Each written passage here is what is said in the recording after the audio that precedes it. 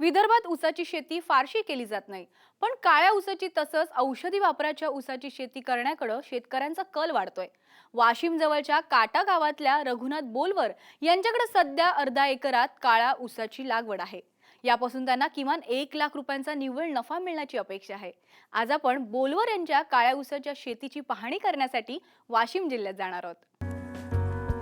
वाशिम जिल्ह्यातल्या काटा गावात रघुनाथ बोलवारांकडे 8 एकर शेती आहे। त्यांचे वडील पारंपरिक पद्धतीने सोयाबीन, कापूस यासारखी पिकं घेत होते। रघुनाथ यांनी शेतीला सिंचनाची सोय केली आणि आपल्याकडील पीक पद्धतीत बदल सुरू केला। या अगोदर आम्ही विहीर खोदली, विहिराला काही तेवढं पाणी नाही। त्यानंतर बोर घेतला, बोरला समाधानकारक पाणी लागलं नाही। त्यामुळे आम्ही फळबागेकडे न वळता काही नगदी पिकाचा विचार केला। त्यामध्ये काही हळद आहे, अर्धा एकर ऊस लावला। हा काळा ऊस कारखाना काही घेत नाही, त्यामुळे आम्ही आठवडा बाजारात विकतो। रघुनाथ यांनी जानेवारी 2016 मध्ये सऱ्या सोडून शेत तयार करून घेतलं। त्यात ऊसाच्या 18,000 खोडांची लागवड केली। वेळेवर पाणी, शेणखत यासारख्या घटकांमुळे कमी खर्चात ऊसाचं उत्पादन त्यांच्या हाती येतंय। जी लागवड जानेवारी महिन्यात सरी पद्धतीने केली। त्यानंतर 1-2 वेळा त्याला खत दिलं। खत दिल्यानंतर 8 ते 15 दिवसाच्या अंतराने पाणी सुरू ठेवलं। हे पीक 10 महिन्याच्या अंतराने विकायला येते। याला कमीत कमी आठवडी बाजारात 50 रुपये ते 60 रुपये जोडी विकते आणि याचं अंदाजे अर्ध्या एकरामध्ये लागवड केली।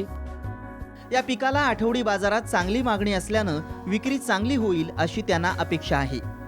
सध्या आठवडी बाजारात 15 ते 30 रुपये नगाप्रमाणे भाव मिळतो। वाशिम तालुक्यातील काटा येथील लक्ष्मण बोलवार हे शेतकरी एक सर्वसामान्य शेतकरी आहेत आणि यांचं साधारणतः 5 जणांचं कुटुंब आहे। यांच्याकडे एकूण 8 एकर शेती आहे आणि ती जिरायती व बागायती पिकं ते घेतात। त्यांच्याकडे पाण्याची सोय पाहिलं तर तसं सिंचनाची सुविधा ही एक विहीर आहे व एक बोरवेल आहे। तरी साधारणतः ते 7 ते 8 महिनेच त्याला पाणी असतं आणि बाकीचा जो उन्हाळ्याचा जो कालावधी आहे ते पाणी फार कमी प्रमाणात असतं। त्यामुळे त्यांच्याकडे आज रोजी जर पाहिलं तर ते आधुनिक तंत्रज्ञानाचा वापर करून ऊस शेती, त्यानंतर काही मसाल्याचे पिकं, त्यापैकी एक हळद आणि अद्रक असे साधारणतः त्यांनी 3 पिकाकडे जास्त भर दिलेला आहे। सध्या 2 ऊसाची जोडी 50 रुपयांपर्यंत विकली जात आहेत। त्यामुळे ऊसापासून बरे पैसे हाती येतील अशी अपेक्षा आहे। या पिकाबरोबर त्यांच्याकडे हळदीचं पीक देखील आहे। या दोन्ही पिकांपासून त्यांना यंदा चांगला नफा मिळेल अशी अपेक्षा आहे। 50 ते 60 रुपये जोडी याप्रमाणे जर विकला तर अर्ध्या एकरामध्ये 1.25 लाख रुपये आम्हाला मिळतात। त्यापैकी 20 ते 25 हजार रुपये खर्च येतो आणि अर्ध्या एकरात या ऊसाच्या माध्यमातून आम्हाला निव्वळ नफा 1 लाख रुपये मिळतो। 2 एकरामध्ये हळद आहे। हळद शेलम जातीची आहे आणि दरवर्षी हळद आम्हाला एकरी 25 ते 30 क्विंटल होते। परंतु यावर्षी हळद चांगल्या पद्धतीची असल्यामुळे आम्हाला 2 एकरामध्ये 60 क्विंटल हळद होईल। परंतु यावर्षी भाव थोडे कमी असल्यामुळे 6 ते 7 हजार रुपये क्विंटलचा जरी भाव धरला तरी आम्हाला 2 एकरामध्ये जवळपास 3 लाखाची हळद होईल। काळ्या ऊसाच्या विक्रीसाठी बाजारपेठा जवळ असल्यानं या भागातले शेतकरी काळा ऊस लावतात। या ऊसाला कारखान्यावर विक्री करण्याची गरज नसून शेतकरी स्वतः दर ठरवून विक्री करतात। त्यामुळे शेतकऱ्यांना याचा चांगला फायदा होतोय। गेल्या 4-5 वर्षापासून या गावामध्ये माझा परिचय आहे। त्या परिचयाच्या माध्यमातून बऱ्याचशा शेतकऱ्याशी चांगली ओळख आहे। परंतु या गावामध्ये हा काळा ऊस बरेचसे शेतकरी घेतात आणि या काळ्या ऊसाला कारखान्यामध्ये मागणी नसली तरीही दर आठवड्याच्या बाजारामध्ये हा ऊस विकला जातो आणि या ऊसातून शेतकऱ्यांना चांगली मिळकत मिळते।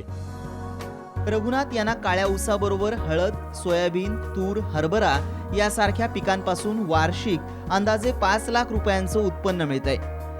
खर्च वगळता किमान 4 लाखांचा नफा हाती येतोय.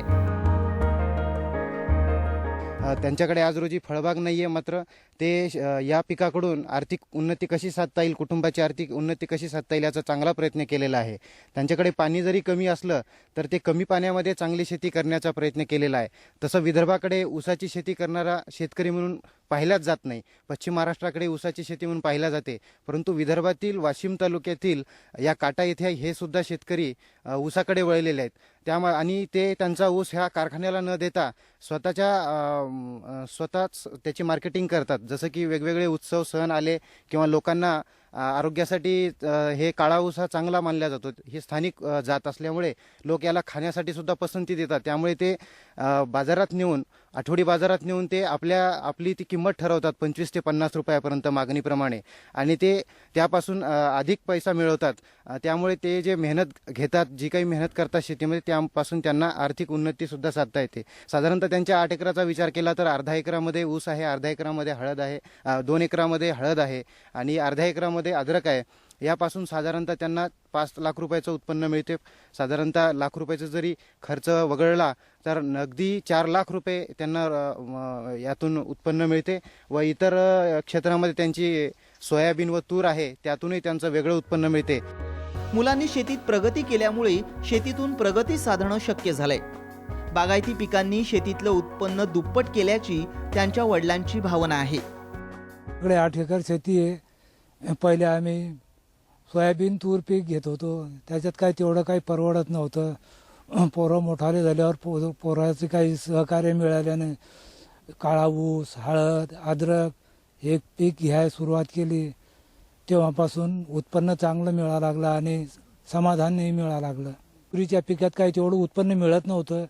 ऊस, हळद, अद्रक या पिकात उत्पन्न चांगलं मिळायला लागलं. त्याच्यामुळं आता समाधानी आहोत. विदर्भात ज्या शेतकऱ्यांकडे पाण्याची सोय असेल त्यांनी काळ्या ऊसाची आधुनिक शेती केल्यास चांगला फायदा होणार असल्याचं कृषी अधिकाऱ्यांचं म्हणणं आहे. कोरडवाहू शेतीला थोड्या प्रमाणात नगदी पिकांची जोड दिली तर शेतीचं अर्थकारण नक्की साधेल, असंच बोलवारांच्या शेतीकडे पाहिल्यावर वाटतंय. गजानन भोयर, साम टीव्ही, वाशिम.